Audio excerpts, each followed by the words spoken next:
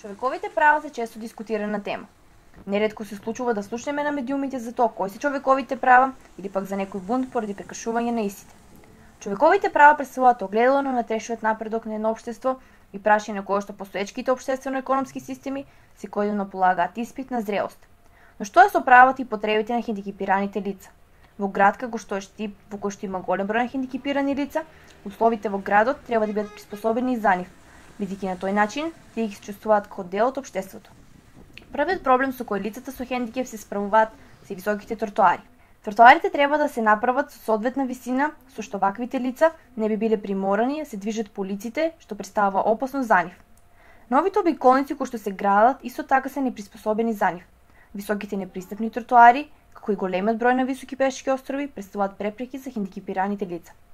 Несоодветната сигнализација на семафорите, тоест немањето звучна сигнализација за пешаци, е проблем за слепите лица кои не би можеле само да ги поминуваат раскрсниците, бидејќи би били изложени на опасност. Во секој град треба да има некои паркинг места за лица со инвалидитет, но дали и во Штип? Ги има само неколку, но колку тие се доволни и се слободни, или пак се користат од страна на обичните граѓани, се ги паркираат своите автомобили. Дали сите установи им се достапни на хендикепираните лица? Дали слепите и лицата со инвалидитет би можеле да се качуваат по овие скали? Со само тоа им се прекршува правото за слободно движење, бидејќи за нив нема соодветна патека по која тие би стигнале до главната цел. Библиотеката Гоце Делчев како установа во која за да се влезе во неа нема друг начин освен качувањето по овие скали, нашла решение за овој проблем.